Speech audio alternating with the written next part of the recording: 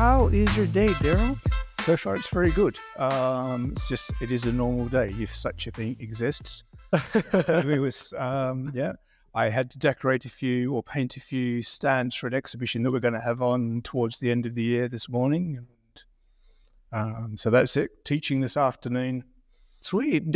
So Bruce, I did an episode with Bruce Kelly. People want to know he is the dean over there at the Department of Fine Arts. Fine Arts. So music, theatre, art. And then he gave me a tour because I'd never been there before, and it was amazing. And then right before this, you gave me a tour. So it's the first time I mentioned it that I've been to the National Music Museum. And honestly, I thought it was really cool. I like old stuff. I like history. So all that stuff, I was like, wow, this is pretty cool. And then one thing that it came up to me when you were showing me all the instruments from different countries, different regions, different areas. I'm like, whoa, throughout history, it's not just one place that has music. It's everywhere. It's a universal thing. I mean, so every tradition has music in some, or musical instruments, I guess, necessarily, because obviously, instruments can be used for things other than just what we would call making music, for signaling or things like. So if you think of instruments in the Civil War, basically, the trumpeters they're not there to play tunes to keep the troops happy. They're there to send signals for the left flank to go forward or to fall back or things like that. And people would say, well, if I'm going to be in the army in the Civil War, I would have wanted to be a musician. Actually, you don't, because the musicians are the first things they want to shoot. Because if you take away your signalman, the army doesn't know what to do. Oh, you're right. It's just, and the scales sort of fell from my eyes when I sort of realized, it's not as cool as what. So I'm gonna ask you this. So like the first humans in whatever amount of years ago, the ones that play like, I guess the first, I don't know about first instrument, but when they got into music, how do you think it happened? Were they just, I don't know, banging on something and they're like, huh? I guess so, because you've got to have some way of signaling, if someone's half a mile away, your planes or something, and there's some danger that comes, you want to signal to them that, watch out, some lions or something are going your way, or alternatively, different signal for the fact if you go left, there's plenty of prey to catch over there. And I guess it's just a thing that people would have, I guess, been social from the beginning of time. Mm-hmm. And you can just imagine that as they're telling stories or something like that, which probably evolved into group singing or something, they probably had instruments that they would, just tap the beat on. Say if we go to a beach or something like that, or to a forest and, around a campfire, people like me to sing songs and do it the same way. I guess if you don't have a guitar with you, you tap on a, rock or something like that to keep the time. Yeah, because even like me, so I mentioned it before, like I don't really play any instruments. I did in middle school. So the instrument I played was the French horn. So I am familiar. I still remember it. So I guess technically I could read maybe music. I know what everything means, and I know like the ABC. So I understand it. I think about it. I'm like, hey, I still remember like the formula A, B, C, D. I remember all that. But that's the only musical background I got. But like sometimes when I'm walking, you just make some noises, you whistle. I'm not gonna lie, I'm a really good whistler. And I'm like, yeah, I guess I don't know if music is ingrained in us. But now throughout these times talking to Bruce and David, I've been paying more attention to it. Now I've been like, when I listen, I've been listening more to like music from orchestra. But a lot of it's from either video games or from movie films. But like the really good ones, like for example, it's Hans and Zimmer. Yeah, I was listening to some of his stuff, and then the same thing. I'll go back to like the video game music. But one of them that I'll listen to is like the Legend of Zelda music, or even like the Super Mario Galaxy when they started implementing like a symphony. And I started paying attention. I was like, wow, this stuff sounds really good, and you can like kind of capture some of the instruments. I think it's neat. And the vast majority of music that we hear, we're probably totally unaware of it. If you go into department store or something like that, into the muck, there's music playing in the background, and you don't think about it. You'd probably notice if it wasn't there. And it's there, I think, to calm people down and so on. You go into buildings, the radio is playing or something like that. We're surrounded by music all the time, and to the extent that we no longer often think about music particularly, or what sort of music it is. If it's the radio, I remember this song from way back, I really liked it. Other times you're just not aware of it at all. Yeah, and it influences you. Same thing, like it could be in a movie, they'll have like either a song that's maybe very intense for maybe, let's say, like a battle, or something that's kind of a little more sad and gets you your emotions. Or like I'm a fan of horror movies. I like some of the, there's just those scary sounds, but it does influence you a lot. I start noticing that. And who told me? It was either, I think it was Bruce or it was David. I think one of them mentioned that I think they were talking about like one of the Avenger movies or some movie, but I looked it up and they said someone on YouTube. So they played like the original clip with the original music, and then they changed that music and they add just like it could be a different theme, and it changes everything. It changes like your perception on like what's going on with the scene. But yeah, music has a big, well, you see it like with concerts, pop stars, artists. It's insane. Yeah, it's everywhere. Yeah. Mm-hmm. So I didn't even ask this. So what do you do? So I'm a conservator. So what I basically do is what's in two different parts. Conservation is making sure the instruments do not deteriorate. So in some instances, it's just, so things like dust can cause them to deteriorate because there can be organisms in there that affect the wood or whatever. So a lot of what I'm doing is making sure things don't get any worse, basically. And then and sometimes that involves active dealing with the object, cleaning dust or grime or stuff off it. Sometimes it's just preserving it as best as possible so nothing can get on it. You saw the instruments on display. What you didn't see was all the instruments looking as if they're brand new as they left Maker's Workshop, because that's not what it's about. The idea, and some instruments, like the harpsichord downstairs, some of those have been altered. You could never return it back to the state that it was in the original Maker's Workshop because they've been repainted. You repaint the walls of your house, and it's just, now I've got to repaint the harpsichord as well to match the walls or something like that. So part of what I do is, and the main part is, I guess, preserve the instruments so they don't deteriorate at all. The other thing which is related to that is, I guess you'd call it restoration, which is actively cleaning objects for display or things like that is more than just the preservation. How did it start? Did you always, when you were younger, did you always want to be that, or how'd you come to? So I started, going way back, way back.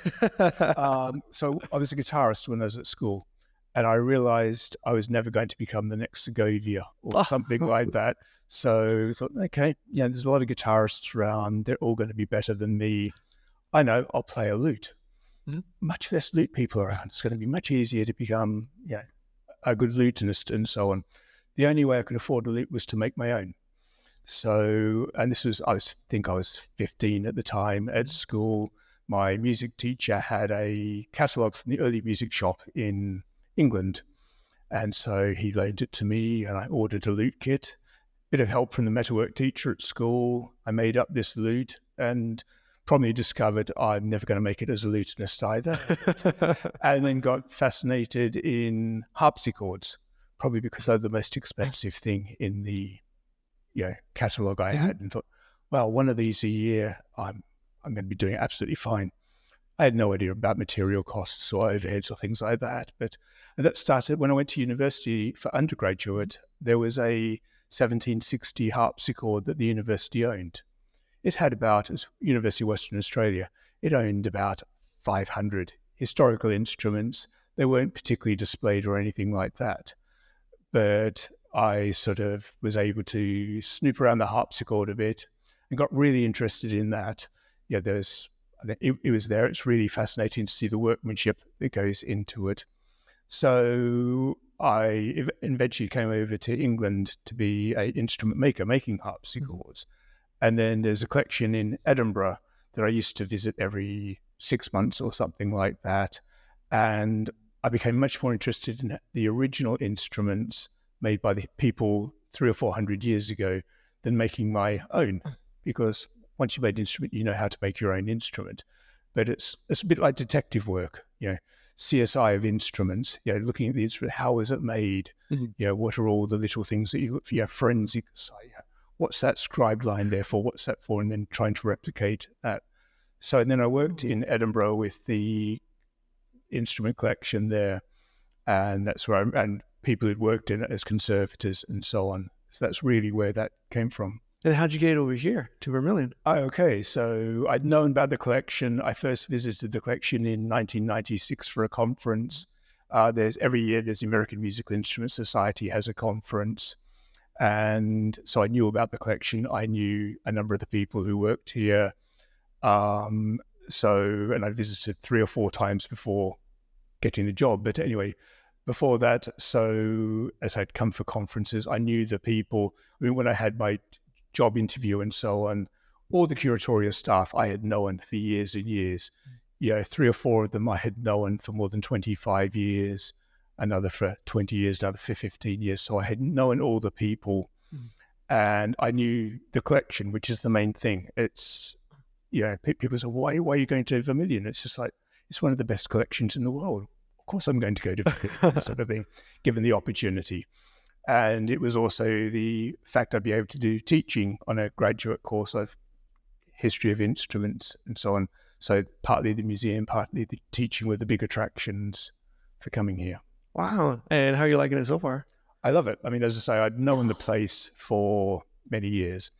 So I'd been here, and similar to the places where I grew up, sort of thing, in many ways. So, and it's like, it's like first visit 1996.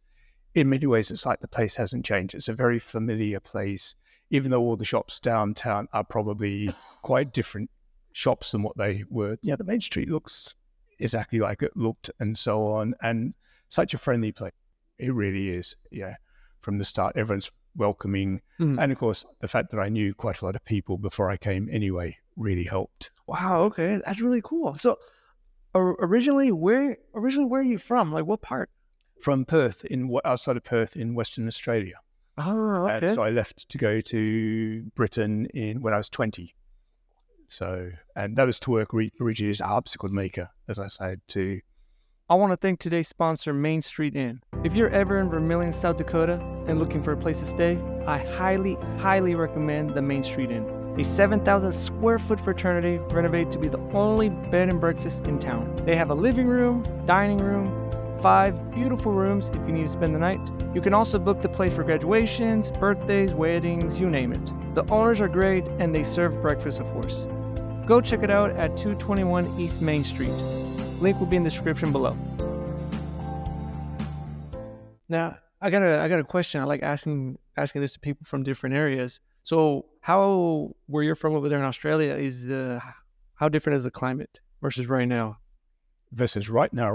Yeah. Let's just say growing up outside Perth, the coldest it ever got to was about 45 or something like that. In summer, it's obviously gets to 110, 115 or things like that on occasions. So, the Vermilion summer is something that's quite familiar to me. But even living in, Britain, and then I lived in Copenhagen and Ghent, it gets nothing compared to as cold as it does here, obviously. Oh, it's them. Although, funnily enough, it actually feels better here because it's very dry in terms of, in Edinburgh, it would be a case of, had a wind, it's called a lazy wind. It goes straight through you rather than around. So always, even if it's just like 30, 35, it feels much worse than 10 or 15. Okay, so I won't go there because I know the climate, since I'm used to a warmer, hot weather. This climate, man, it's the winter. Like right now, actually, like yesterday, you'll see me. Actually, I have right now like that green puffy jacket. So once it hits in Fahrenheit, once it hits like, I'm going to say 50s and under, yeah, I'll start wearing it. In the summer, I'm usually in a long sleeve. I think the summer is beautiful here. But man, when it gets cold, it gets, for me, it gets freezing. It's, yes, I don't think it's as much the absolute cold as when there's the wind as well. The wind's Just, yeah. It's just bad. So funny thing, I know we're going a little off topic, but funny thing is, so when we got here in 2020, so we experienced a few winters. All these people, all my friends, they're like, oh, because I asked them, like, is this how it is? Does it get worse? They're like, oh no, it doesn't get worse. I'm like, you sure? Because in that first year it snowed. The second year, less snow, but it was cold. And then the following year, it was cold and snow. And then last year, it was cold snow, and it was like a record of all this blizzard. So I don't even know what's going to happen this year. But one of the jokes I say, I was like, I thought, I was expecting global warming to go harder, but it looks like it's getting colder. But I don't know. I'm hanging in there. I do like the winters. Sometimes, like around Christmas time, it's fun. But man, these people here they're on another level. Yeah, I had the same thing. So 2022, 23 is my first winter here. And everyone was just saying, oh, it's been years and years since we've had a winter as cold as this one. I thought, yeah, you people just saying that to make me feel... That's what I think. And actually last year there was like, the snow started earlier and then there was nothing until I think Christmas Eve. You had more snow on Christmas. You're right. But then when it did snow last winter, it was so much more than the winter before. It just wasn't constant. Like 22, 23 was just like constant snow for like 4 months. Yeah. Straight. So, and I think last winter was probably colder for some times. It was colder. And then they keep telling me, I don't know why, I think they're just messing with me. They keep saying, oh, it's a mild winter, or right now it's mild. I'm like, I don't know. Now I'm preparing for the worst. I'm just expecting it to snow. I think they say next week it might snow. So I'm expecting a full-on blizzard and getting my overalls and everything. Start making igloos outside. Yeah, there we go. There was, because last year was that big, because there was a big storm, and then the next day they didn't close down work, but they closed down the school. So I took the day off with my daughter, because I remember my wife was working, and then we're like, hey, let's go say hi to her or bring her something. I forgot what we were bringing. So we were walking across Prentice Park, and it was like to the knee. Yep. I remember my daughter, Victoria, she fell and I couldn't find her. She ran and then she fell. And I'm like, where'd you go? So, well, man, I get so sad sometimes with that winter, but I'll hang in there. I need to stop complaining. But that's what I was wondering, because I was wondering how the weather is. One thing I do want to ask, have you noticed, I'll ask this one first. Australia and in England, or in Britain, Great Britain, is there a big difference? Is there like a culture shock or a big difference? Have you noticed?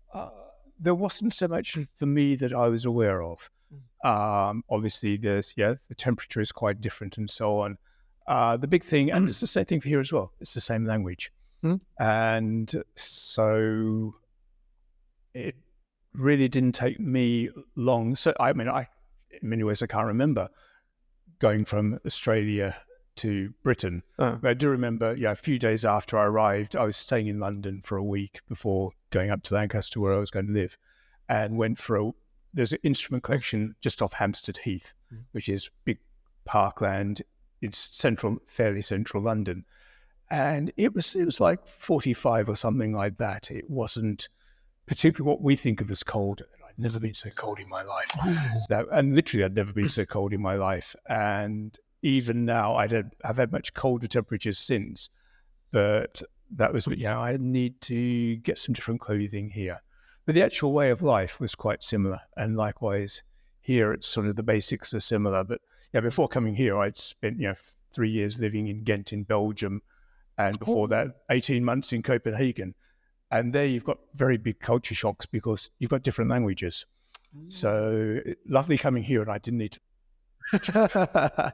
So coming here though, I guess now that you settled down here for a bit, is there like a big difference between the US versus the other countries? Have you noticed? Well, there's big differences within the US.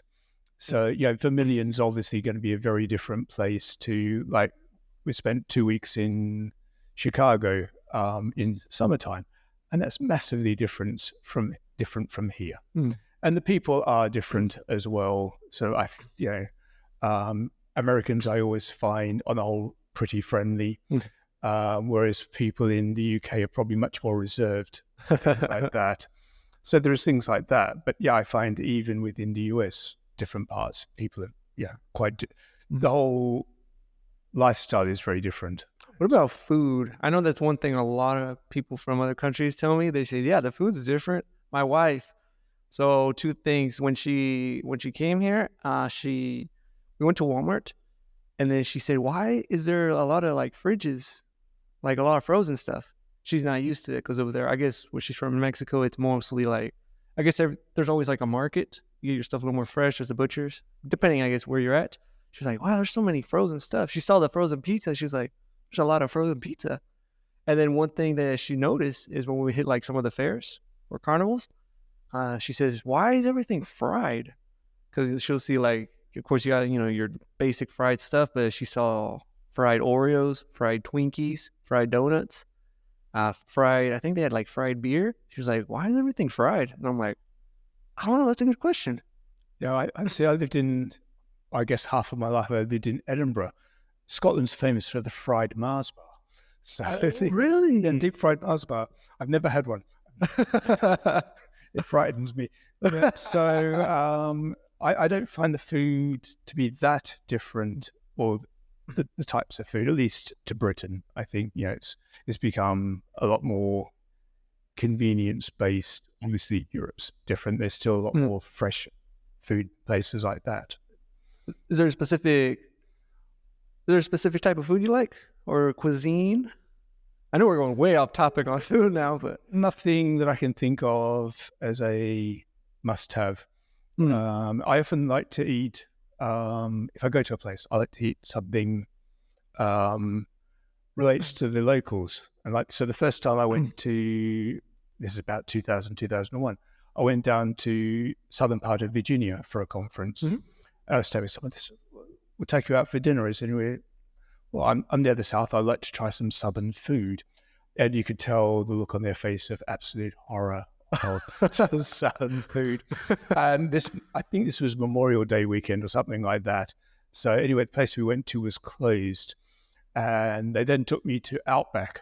Oh, you're Australian, you're going to love Outback. It's just like, this has got nothing to do with Australia. So I do tend to like to go, try things that are of the region.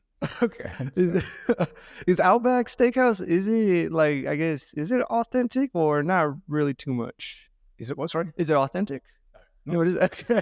No, absolutely nothing about it. Same thing with, for example, with Taco Bell. I think people already know, like, Taco Bell is not authentic Mexican food. My wife, it was like in 2020, yeah, she wanted to try Taco Bell. And I was telling her, I was like, hey, lower your expectations a little bit. But she was like, they have tacos. I'm like, yeah, but it's not the same.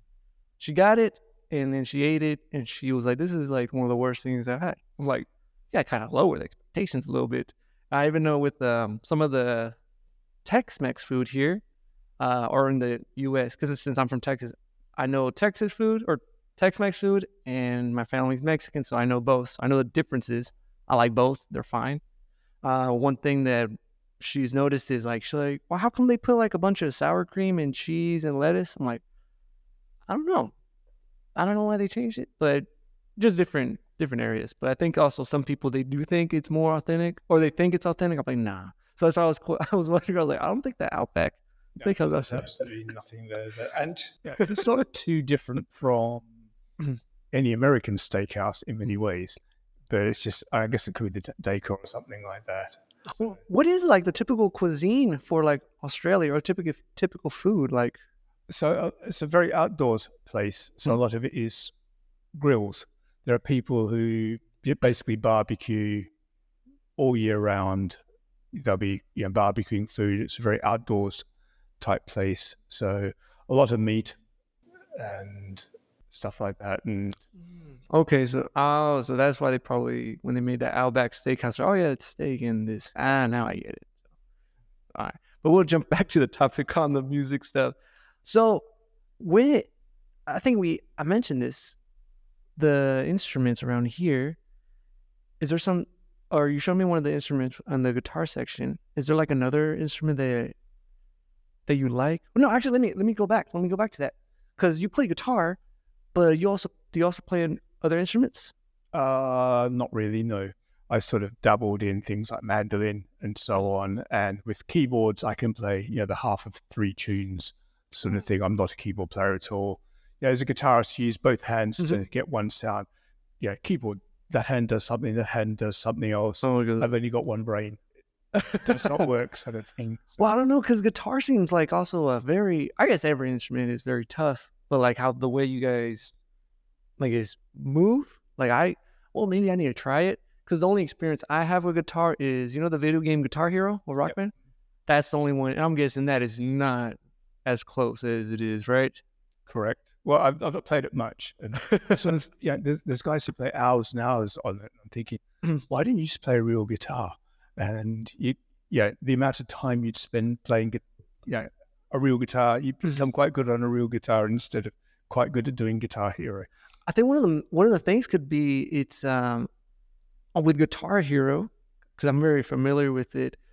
It's more like a puzzle game, because so you'll see like I guess the notes, they'll drop down, and you got 5 colors, and you got to press it, at the exact same time.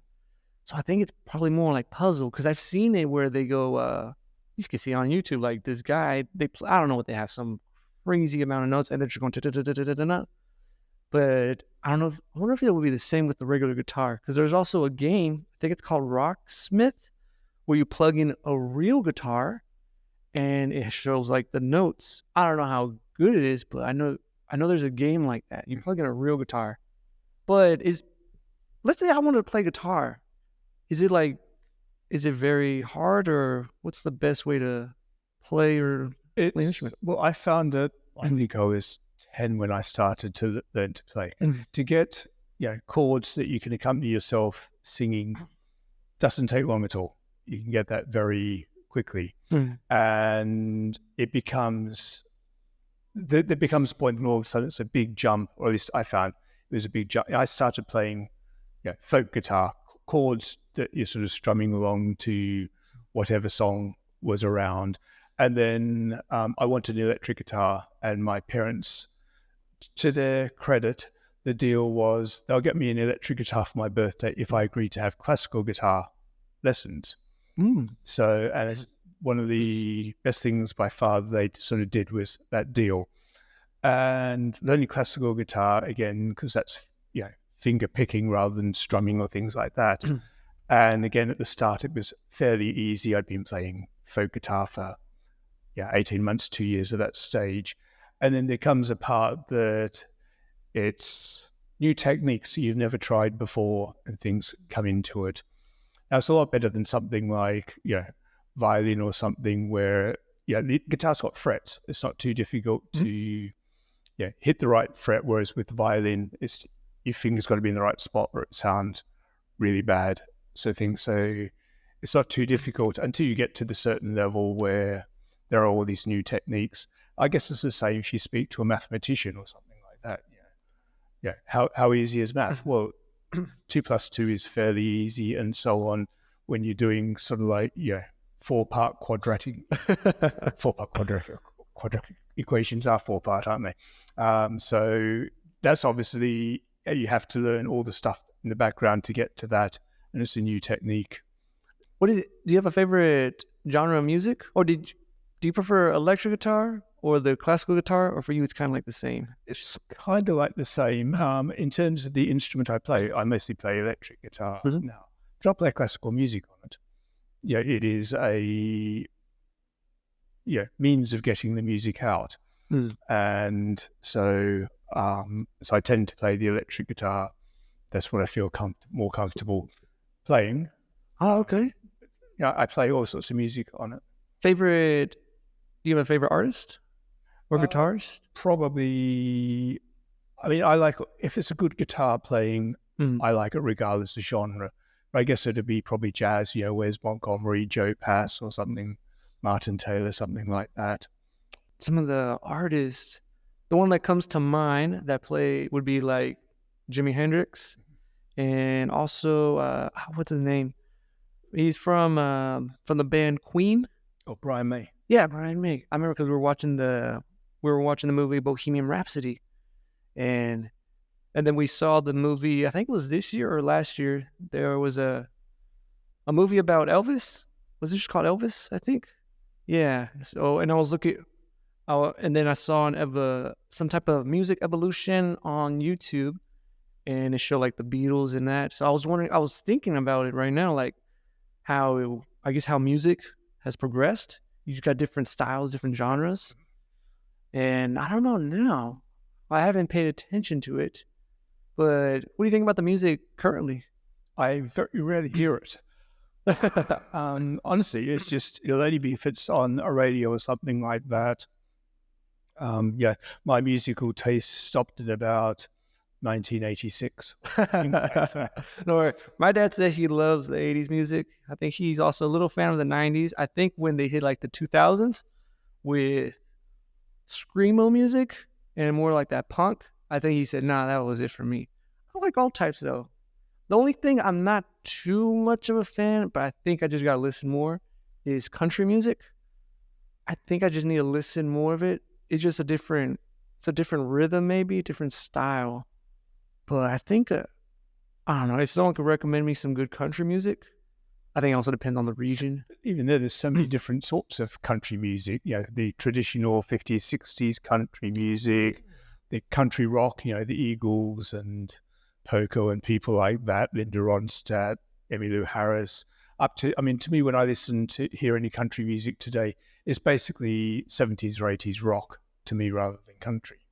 Oh, yeah, you're right. So there is no one form of music that is country music.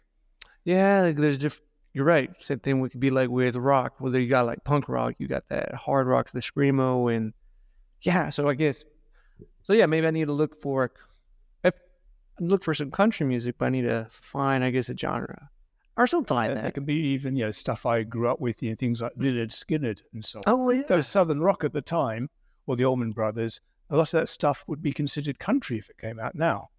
Yeah, depending on, I guess, how like intense everything was. Yeah, I didn't even think about that. I need to start looking into it more. See, now that's where I was branching. I was starting to listen to like more of the orchestra type of music. But now I'm probably going to do more research on like the rock and country. It's fascinating. Now I want to jump back on some of the stuff you guys do at the National Museum. So what does it, I need to get this right. Is there a difference between fixing an instrument and like restoring one? Or how does that work? I would effectively say it's the same thing. Uh-huh. So if you're restoring something, typically when you're restoring something, you say you're returning it to a previous state. Mm-hmm. And often what you are doing is returning it to a playable state, not necessarily to be played, but often that's the best way of preserving something, is having it as... So an example is like an eggshell. If you have an egg, it's covered in the shell and it's a very strong thing. You break the eggshell, it becomes very weak. Mm-hmm. So instruments can be a bit like that as well. When they're of the one, they're very strong and things are not likely to happen to it. When it's sort of broken and some of the metal work is off the instrument and so on, then we're going to probably lose it and things like that. So so for example, we have a flute, which some of the keys are off it. Putting the keys back on the instrument would be considered restoration, mm-hmm. even though you're not necessarily doing it to make the instrument playable again, but you're doing it to preserve everything as a one. And of course, you're also doing it because we have visitors coming to examine even the stuff that's not on display. And 95% at the moment of our objects are not on display. But we get visitors from all over the world who will, email, can I come and examine such and such an instrument? And the more it is together as one, the easier it is for everyone. Often if they're world experts, they know exactly what's going on, but if they're students, they may not understand things. Yeah, so restoration and fixing. Yeah, restoration is a fancy word of saying fixing things Are you to also an extent. say this is way off topic, but are you also like a handyman or a mechanic? Like, can you fix a car? I was wondering because you You can. don't want me to try and fix Okay. us people about me and cars, problems I have with cars. I have had a fair bit of experience making furniture and things like that. Uh, my skills are mostly to do with wood. Okay, because when you were showing me, like for example, the pianos on the inside, it looked for me in my eyes, it looks very, very complicated. I guess since I don't know what I'm doing, I would be very hesitant on trying to do anything with that. But I'm guessing it's just learning it, like how you were doing. And you do it. It's like learning to speak as a child. You do step by step. You may learn one or two new words a day when you're a child, and it's much the same thing that you're learning. And it's not done in a vacuum because if I'm working on an instrument, I have a whole group of colleagues across the world who've probably dealt with this problem before.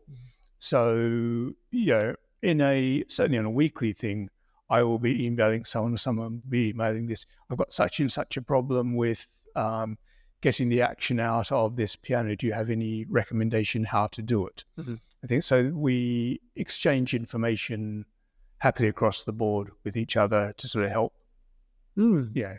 pass on the information. With the piano, is there a type of maintenance that you guys also do? With the modern piano, the iron frame piano, it is a modern piano technician's job. The guys who come and tune the family piano and so on. So when we have concerts here on the piano, you saw the Mason and Hamlin in the concert hall downstairs. So if it's a harpsichord or an early piano, I'll tune it for the concerts. For an instrument like that, we'll get the piano technician for the university will come in and do that work. It's just, it may be one instrument, but it's a very specialized instrument. Okay. So getting the expert for that. So we were talking about this in the elevator that my wife wants our daughter to learn how to play, like, for example, piano, because everyone's kids, for some reason, knows how to do it. And I always wonder, because she'll look like on Facebook Marketplace, someone's either giving away a piano or something, like big pianos. But I always told her, I was like, why don't we just start with like an electric keyboard? Isn't it the same thing? But is it the same thing? Or is there a reason why people would go with like just a regular? No, it's not the same thing. I guess each has its advantages. Certainly when you talk about a really good one. So one of the things, if you just go into Walmart and look at the keyboards there, the keys are not weighted. So you press them down, they're all going to feel the same and they're all going to be quite light. Whereas if you play a piano, the keys are much heavier to press down. And so there's going to be a limitation to what you can do if you're playing a non-weighted keyboard, electronic keyboard, rather than, but you can get very good weighted keyboards now as well, which can get you, I don't know, the piano professors will probably shoot me, but I'm guessing it's going to get you 95% of the way there. Okay, so there is a difference. I always wondered that because also sometimes I help with sound at the church, and with I'll help with the mixing. They use a what do you call it? An electric drum. And at first I never paid attention till like now. I was like, oh, it seems like it's the same as like a regular drum.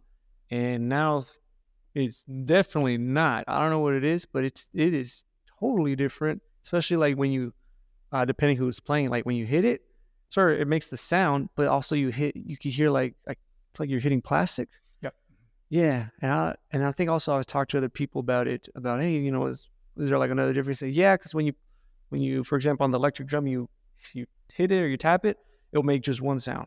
If it's the same sound versus like if it's like a regular drum set, you could kind of, I guess, what is it, like manipulate it, the sounds. I'm guessing it's the same thing probably with electric keyboard and. Yeah, there's also, part of it is the intangible, and even with undergraduate students, piano students here, the vast majority of their music life is going to be in practice rooms and so on an upright piano.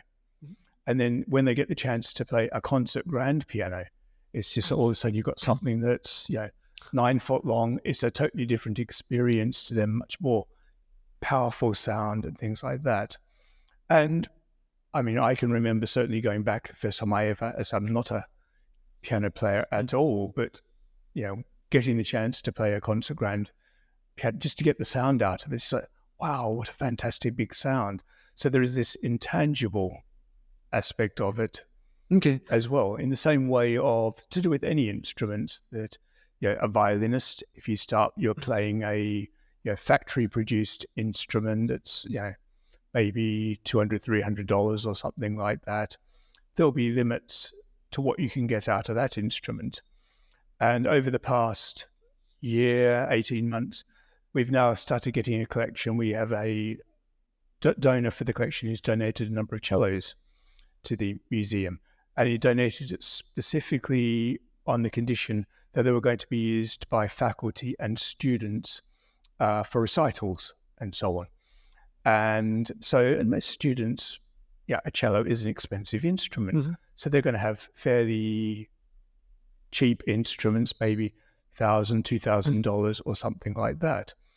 And the first time we got the instruments here, the students all came around to see the instruments, and there also a pile of bows as well. Now, I didn't really realize how much difference a cello bow or a violin bow makes to the instrument, but they make a massive difference to it.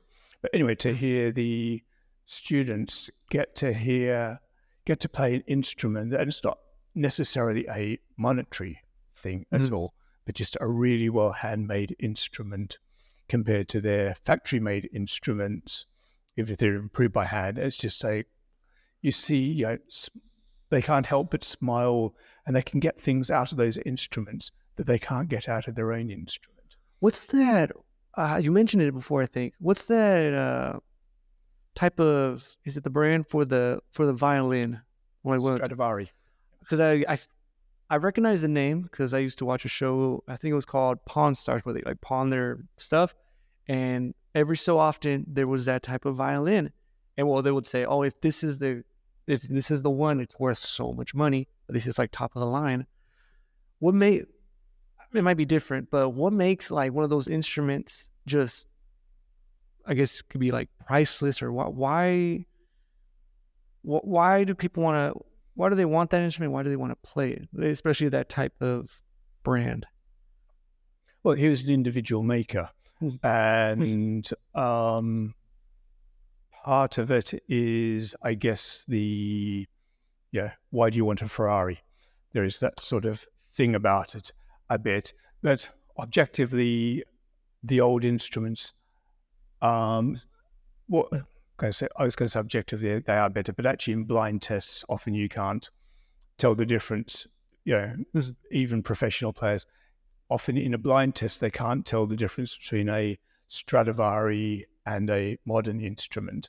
And I genuinely believe that the best violin makers now are the best there's ever been in the history of the violin. Oh, really? But they're not going to make something that sounds like a Stradivari, in some ways, because the wood in a Stradivari is now 300 years old. So that's going to change a bit. And why don't we just go and get some 300-year-old wood and turn it into a Stradivari? Well, it's been a violin for 300 years. It's not just the old wood aspect of it. And the varnish probably makes a difference and things like that. But as I do genuinely believe that the best makers today are the best there's ever been making instruments. But the other part, of course, is the intangible part of I'm playing a Stradivari. It is a magical feeling. Yeah, I didn't even think about that, because I think that's the first time I don't know if I ever asked about it, because I would have thought, I don't know why I would have thought that back then, I guess they were the best. But if you think about it, right now you got so many hundreds of years of people with knowledge, they would be right now, they would be the best ones. Same thing like the example of the Ferrari. You would think, nowadays some of these cars, technically they are better than the cars back then, but a lot of people also would love to drive, I don't know much about cars, but the old, say, I don't know, like was it Shelby Cobra or something like that? Like one of the old muscular cars, but it's also like, you get that experience and you're wondering, oh yeah, it's one of those vintage cars, or yeah, I didn't even think about that. Yeah, you're right. Yeah. Is there before, because I'm checking on the time too before we gotta leave. What's no, now I remember. Is there like an instrument that y'all guys at the museum like really want to, you guys got y'all's eyes on, but you guys haven't have it or haven't had it yet? Is there like a specific instrument that you guys want? There are a lot of instruments. We have a acquisition list, basically, and because there's so many different types of instruments, Yeah. and choosing, I don't know, for example, a German harpsichord from the early 18th century compared to trying to think of another thing, if a Denner clarinet came up, two totally different types of instruments. And yeah, the trouble is now, of course, getting instruments is so much more difficult than what it was 30, 40 years ago, because presumably the vast majority have been discovered and they're now in captivity in museums or whatever. So a lot of this stuff doesn't come up for auction very often. But the museum has always had an acquisitions wish list of various types of instrument that, if it comes up, we'll do whatever we can to try and purchase it. Can someone buy the instruments, or has anyone ever tried? Or no, they're not for sale at all. Here. Yeah. No, we do have we do deaccession instruments on occasion, because obviously you have stuff. If a better example comes, we'll often get the better example, then usually try and find a museum or something like that to get the previous example. But no, we are not a shop. No, but no one's ever like try to offer, be like, hey, or no, not buy it, but have you guys ever traded instruments with other museums? Yes, yes. Oh, okay. So trading, you guys can, but not selling. We have a number of instruments that other museums have deaccessioned. For example, I can't think of an immediate example of a direct trade. Yeah, you've got two of those, we've got two of those. Let's do a swap. But okay. But no one's ever like said, hey, like someone, I don't know, let's say some rich person came in and was like, hey, I want that, whatever it is, can I buy it? No one's ever done that. They may have done it, but no, it's nothing for sale. And a lot of it, we have things in place to, we can't just decide, let's sell this and get 5 million for something or whatever. There are things in place to make, because if we were to do something like that, we would probably not get anything else, because they got rid of such and such. If I gift the instrument to them, we have a number of instruments that we get given by donors and so on. It's just, if they got rid of that, they could get rid of the instrument that I'm giving them as well. Oh yeah, because there is our job is to be custodians of the instruments for the future. That makes sense, because you guys are getting donations, and people that have these priceless instruments, they want to give it to y'all, so like other people could see it or experience it or even be played on. So yeah, that makes sense. Now, before we end this, is there any last things or last words you want to give out? Do you guys do this is the first time I been to the National Music Museum, and you mentioned there's concerts. Are you guys doing any like events coming up or anything that I should be aware of? Yeah, we have, the website has a list of all the concerts, and during the semesters we have concerts every couple of weeks at the very most sparse. Sometimes it can be 2 or 3 concerts in a week and so on. Yeah, next week there is 2 students doing their cello junior recitals here on collection instruments. So we have concerts through the years. Last Sunday there was an Italian mandolin player came and did a concert. 2 weeks before that there was a Italian harpsichordist come to do concerts. So we regularly have concerts. I think I'm still surprised even now, because I've known the collection for 30 years, in fact more than 30 years, and so I've always known it's here, and I've known the thing. I'm surprised actually how many people who live around Vermillion are unaware of the collection, or they know the collection is here, but don't really know anything about it, and have no idea that actually it's one of the most important collections in the world. You say, Vermillion, it can't be. Yeah. And as you were saying earlier, you expect Paris or something like that, and you don't expect that, in all seriousness, there is a collection in Vermillion, South Dakota that's the equal of anything else in the world. See, so it's a surprising hidden gem in Vermillion, all this stuff. It's fascinating. Now I need to bring my wife and my kid to see all this stuff. Because this stuff is, that tour, I thought it was amazing. I loved the instrument. I thought it was real cool. And now you guys mentioned the concerts. I've been to a few of them now with over there in the fine arts. And yeah, I like them. So now you guys mentioned that, I need to head up here. So it'll be great. So I do want to thank you so much for being on. Hopefully I'll do a round 2. There's more stuff I want to talk about. Forward to it.